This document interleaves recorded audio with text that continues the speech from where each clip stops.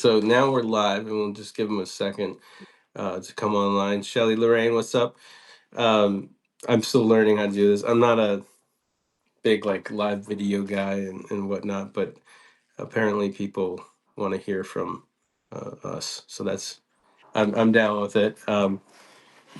Yeah. So you just came on Substack like recently, right, man? Like you're not you haven't been here for a while. You're not on social media for the most part. No, I I've got heard. on like a month ago, a month and a half ago, and Yeah. yeah, it's interesting. I got my brother involved because he's much more like technologically savvy than I am, Right. and Right. I did like Blue Sky, but like I just don't have the wherewithal to like engage on that shit, and Yeah. yeah, so It's better off. I remember when I first met Harry, who's become a good buddy now. The Harry Dunn, that is, for people.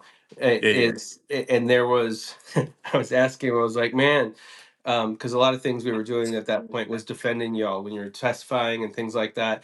There were a bunch of lies, and they tried to make up a fake account of you that we had to take down, and there's all this other crap. Um, but they started like there was one that was one tweet or something that was saying he's a big Care Bears fan, and I was like, I don't even understand, like, what is Care Bears bad? Like, you have four daughters, like, like, is this I true? Is this really him? yeah, Like, no, I feel like America's gotten to know me pretty well over the past like 4+ years. If I right. start a social media account, you're gonna fucking know that it's my social media account. That's what I thought. It's There's not gonna be any mistake in that. So I think people get surprised. I guess because the camera, like, they don't know. I have background in martial arts, and I'm a boxer.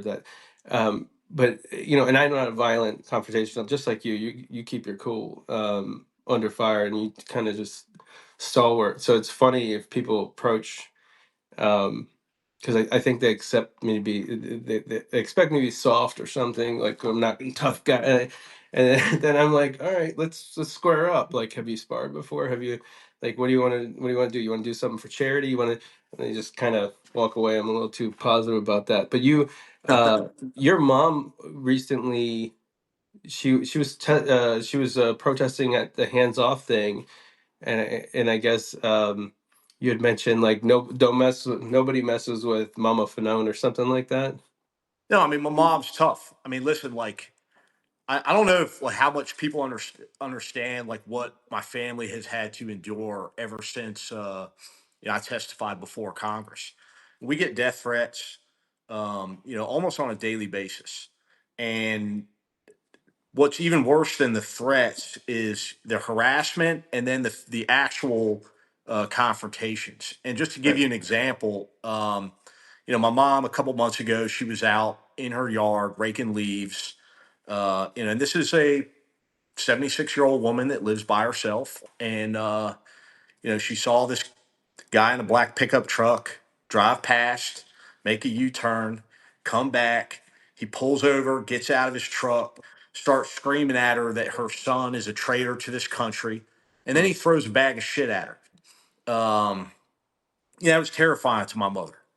And first of all, like the fact that this was like a pre-planned thing. I mean, unless this guy drives around all day, every day with a bag of shit in his truck, which for a MAGA person, that's a possibility. But it's gotten so bad that I'm a man of modest means. My mother is retired. She was a city worker, worked for the juvenile justice system in Alexandria as a child advocate for 30 some odd years. Retired. She collects Social Security. And we had to start a GoFundMe just to pay for security enhancements for her, for relocation costs for her and other members of my family, Mm. because everybody's been targeted. I've been targeted. My brother, my sister, her family, even my ex-wife and my kids. Nobody has gone unscathed in this you know battle that we're engaged in. Right, right. And people don't. When I started investigating him, how I broke through years ago in 2016 was I was investigating him and his Russian business ties, Trump, that is.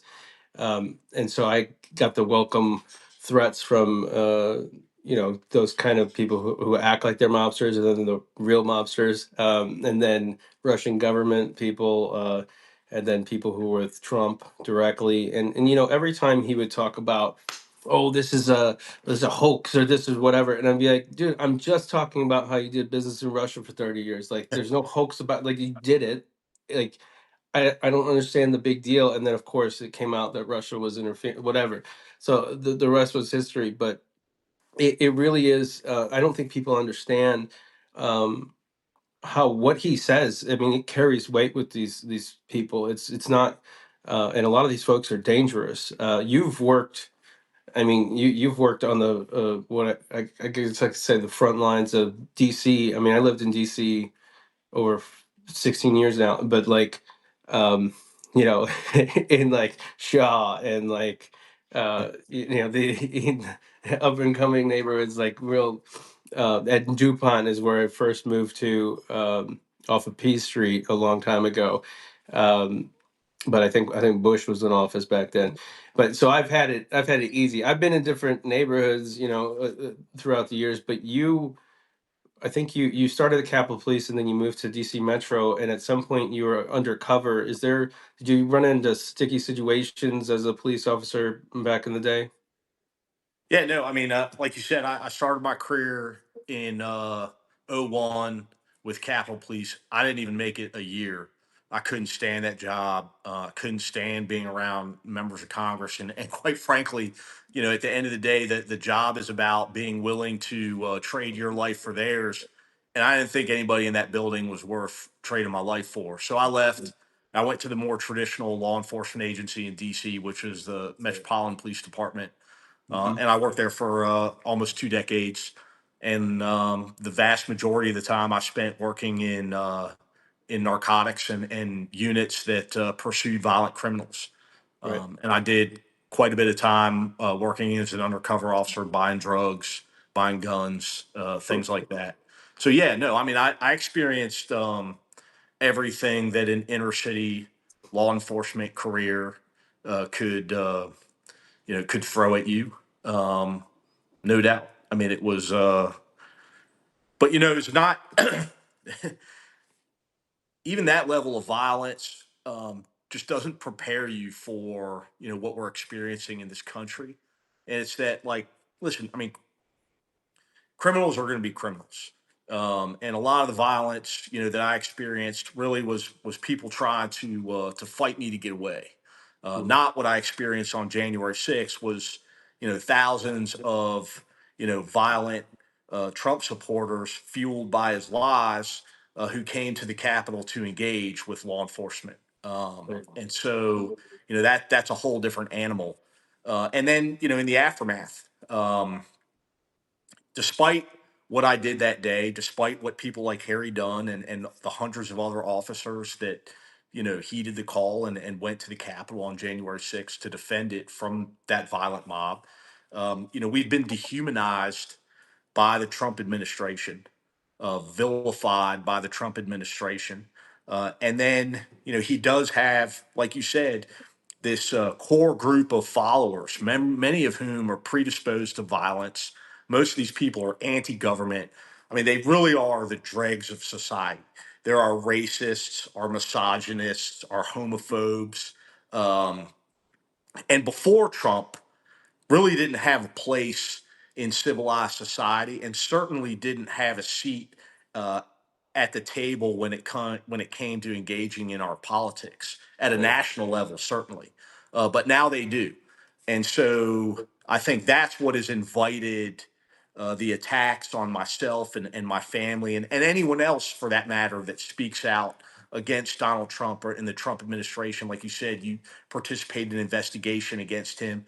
Look at what they're doing today to Chris Krebs and I mean it's exactly this is the Trump playbook 101, and it's going to get even it's even worse than just like the investigations, which are taxing and stressful and could potentially result in jail time. I mean, who the fuck knows? Trump Right. controls all of our law enforcement institutions in this country, to include the judiciary, and so it's a scary time to be an outspoken American, but it's an important time to be an outspoken American. Probably more important than any of us will ever see in our lifetimes, and that's what Right. keeps me engaged. And that was, you know, that was what's unhinged truly is the headlines, right, across corporate media were something along the lines of Trump orders investigation of aides who criticized him. Trump orders DOJ to do this X, Y, or Z. I mean, I've been around the block enough where Obama or Biden did that. I'd have Republicans banging down my door like it was the end of the world, Yeah. screaming constantly. And the difference is just there's so much corruption. It's hard to even take. I mean, I don't know how he ever justified. Maybe he wanted his own little military corps or whatever, pardoning people. But were you caught off guard when he actually did it, especially with the two pieces of trash who got convicted and sent to prison for years for attacking you? I mean, like, did you expect him to actually do it with them? There was no doubt in my mind. And Right. there were six total that went to jail for attacking me. Their Okay. sentences range from 5 years to 12 and a half years. Daniel Rodriguez from California being the most egregious. He was the one that drove a taser or a stun gun into my neck numerous times. Um, Donald Trump announced his candidacy for president in Waco, Texas. Right. Now I've been to Waco, Texas, and there's not a whole hell of a lot in Waco, Texas. Right. But what's significant about it is that this was a place where members of the right wing American fringe, anti government fringe, um, battled it out with American law enforcement officers, Right. many of whom the officers lost their lives. And this is where Donald Trump chose to announce his candidacy. And from day one, promised to pardon everyone who was involved, uh, in the riots that day, in the insurrection, and who was convicted.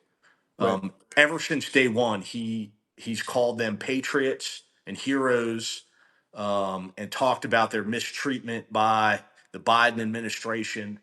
And so that I have to at least give it to him. Like, I was well prepared when those pardons came. What I didn't expect, to be honest with you, was how the DOJ, which for years, I mean, I'd worked side by side with these prosecutors when I was a cop in DC. Hmm. Um, After January 6th, they were my advocates. They were the ones who were seeking justice on behalf of myself and so many other officers that were assaulted that day. It literally changed on a dime. I went from being a victim in their eyes to being the perpetrator, Right. um, and have ceased any contact or communication since that day, since Pam Bondi took over. And so, that's a very that's a strange feeling to know that these institutions, which I just so happen to have worked amongst and alongside of for decades, uh, that are traditionally the institutions that protect us and keep us safe as American citizens, are no longer working in your interest, and in fact are working against your interest, and view you as an enemy to this country simply for having done your job and having the balls to go and speak the truth about it. Right. And just in case you haven't read it yet, it's Hold the Line, the Insurrection and One Cop's Battle for America's Soul. Go buy it right now. I'll have a link also in the episode notes. Just want to make sure that I drop that for y'all.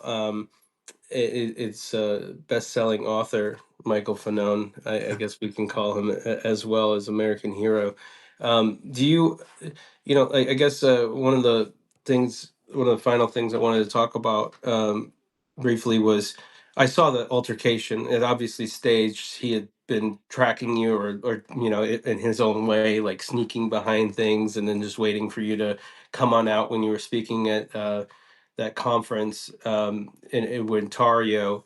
The former Proud Boys leader came out to try and confront you, and like I don't understand what the point of that is, and I don't understand like you literally went there to try and defend the Capitol from people attacking it and everybody inside. Like it was, there's a right and a wrong side. There is no in between in this scenario. Like, and obviously, Enrique's on the wrong side of a lot of things. But like, what is the point of him doing that? Is it just for him to get noticed? He's not getting enough attention. Like, does he actually have any beef with you? Like, I don't even understand what his point of doing that. I know that you and Harry face that all the time, and De Niro, like I've seen the press conference was there when the random guys over here and he gets shot down. I mean, it always seems to backfire on them whenever they do this, because even on Twitter it was trending how ridiculous he was and how awesome your response was and how you walked away and went in the elevator and perfect timing there. But like, what's the point of these dudes even trying to approach you at this point? Like, it's not like you're not a person who can defend themselves, like you're a person who stands down or whatever. Like, and these are it baffles my mind how they even approach you in that way.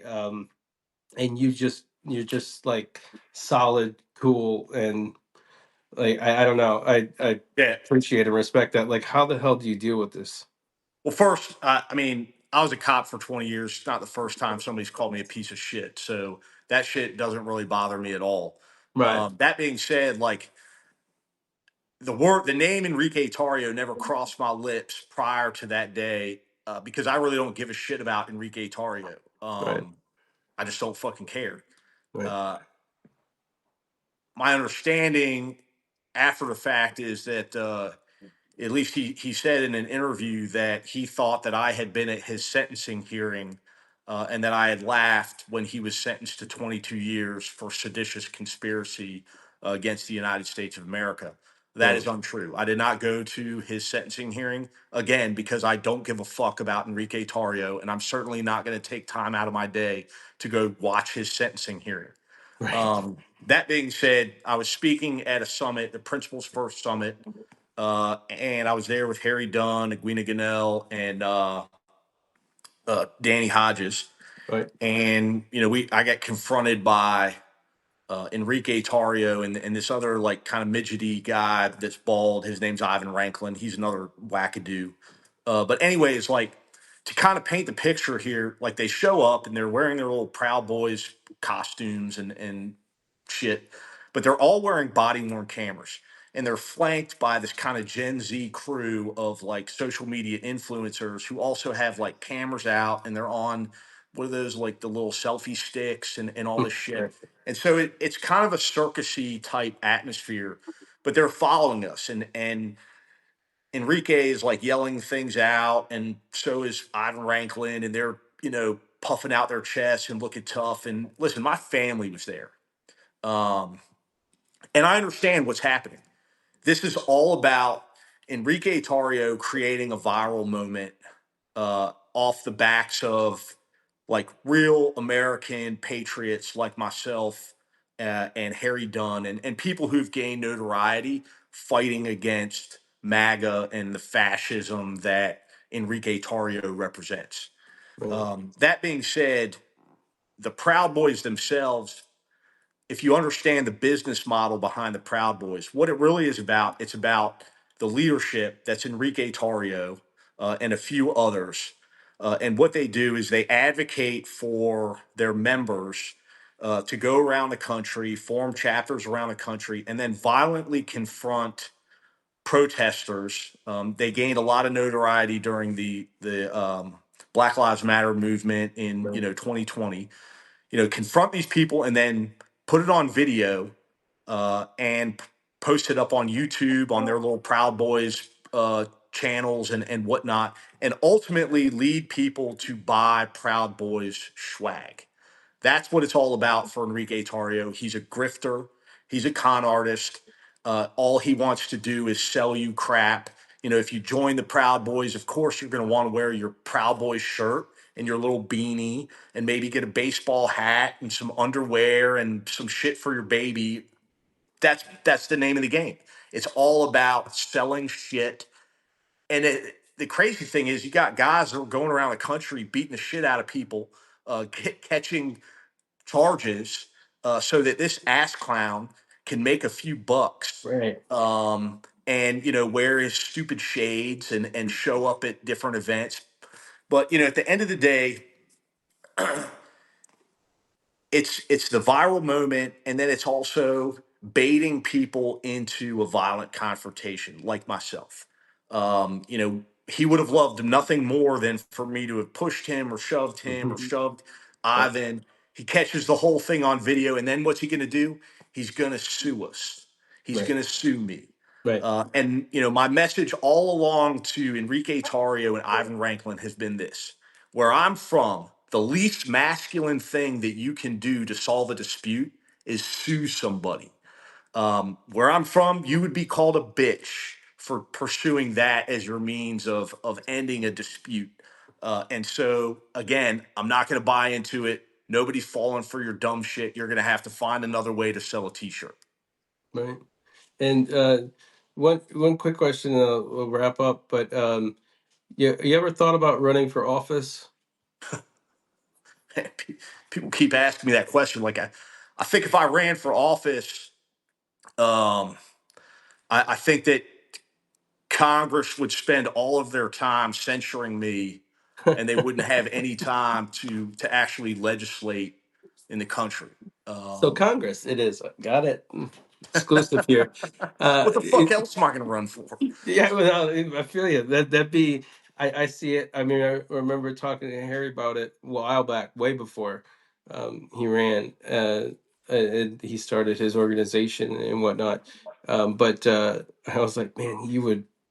Yeah, I still think he'll be there. He'll wind up there It'd eventually. be entertaining. I mean, I think I could get C-SPAN's viewership like way the fuck up. I- this is the kind of straight. I mean, we need this kind of straight talk in Congress. Now, there's a different question that I'm not sure if you've been asked before, if it's been a while, but there's a lot of people down in the dumps, like not they don't like what's going on. Maybe they're having a tough struggle of their time. They see their retirement fund going down. They're having a tough time getting their Social Security. There's threats to Medicare, Medicaid. Their kids, they're losing their homes, or possibly. But they want to keep up the fight. What would you say? Maybe some words of inspiration to leave us with about the status of our country and fighting for it and keeping up the fight. Yeah, listen, I would tell them this: like, nobody understands that feeling of helplessness and hopelessness better than me. I mean, after this past election, like, I really looked at that election as being, I, I saw it as like a rebuke by America against Michael Fanone and what I had done on January 6th. Right. And I felt betrayed, and I still feel betrayed by 49% of this country. That being said, I mean, I gained solace in like the community that has um, formed in the aftermath of the election. I mean, listen, we've seen a lot of our political leaders capitulate. We've seen a lot of them, cowtail or just disappear off the radar, and that's why I wholeheartedly believe that if we're going to win this fight, it's got to be a grassroots effort. It's got to be the American people um, pushing the Democratic Party to fight for us, Mhm. giving permission to these members of Congress. I plan on attending. My congressman's having a town hall this weekend. I'm going to be there, and I'm going to be there to tell him that it is okay to vote against every single piece of legislation that this administration puts forward, because not doing so, uh, excuse me, not doing so normalizes their behavior. It normalizes the cruelty, it normalizes the inhumanity, and it normalizes the lawlessness that we're experiencing today. Um, Donald Trump is an authoritarian who has fascist tendencies. His administration are a collection of some of the most despicable people that humanity has ever produced. And so I don't give a shit if somebody on the Republican Party puts forward legislation to give every sick child in this country a teddy bear. Fucking vote no. Most likely, it But would have something on the back end that takes money away from kids' right, cancer treatments. yeah, Like yeah, yeah. there would be something in there for the oil magnates and the billionaires and the But they millionaires. that's the thing though. They need your permission. They need your permission. They need to hear it from you. They need to hear the anger and the outrage, and they need to understand that anger and outrage are the appropriate emotions in this moment. You know, it's like herding cats. These politicians aren't going to do anything unless they feel that their seat is threatened, that they feel like their constituents are more angry at them than maybe their colleagues in Congress or the president of the United States would be. And so that's what I plan on doing this Saturday. And I would implore anyone, wherever you're at in this country, call your congressman, go to their town hall. If you live in a Republican district, they're not having one, demand one. And if not, there's a lot of members of Congress, Democrats I know, that are trying to fill the gaps and showing up in Republican districts, setting up town halls just to give people a place to express their grievances, their fears, because this country has become so volatile, and people are scared. But don't let the fear uh, paralyze you. Awesome sage advice. And Michael, hope you keep us posted as to what happens at that town hall this weekend. We'll keep an eye out for it. And I'll have you on again, especially uh, matters regarding anything security wise or updates on what you're up to as well. I appreciate you having you on for another interview and you taking the time, man. I mean, it's an honor to do so. I grew up around some real famous people over the years, and so that kind of fame doesn't really impress me, except some musicians. One time, it was inauguration day for Obama, and I was working with some of his special guests. That was my job, and I was trying to find handicap uh, placement for one person in a wheelchair, and also for some other guests. And I was like, I don't know if it's over there. And then Bruce Springsteen comes out, and he's like, right here, man. And I was like, and that was one of the um, go backstage there. And then Garth Brooks was. Like, it was those were two things within 5 minutes of each other where I was in awe. But I get struck by you and Harry. It's a different kind of thing to just know that down the street from me, as we were getting out our hockey sticks and baseball bats and barring up our doors more so, even though that we already are ready for war if we're in DC. We weren't sure if they're going to spill over on North Capitol and come on up.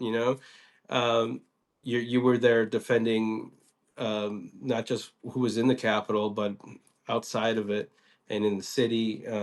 So I appreciate you so much, and thank you for taking the time today and for all you do. I do appreciate you uh, No, man. a lot. Thank you. I appreciate the opportunity. Thank you. All right, onward, y'all. I'll talk to you soon. We'll have Michael on again, and this post will go out. If you missed any of this, this will be out in a few minutes. Thank you so much.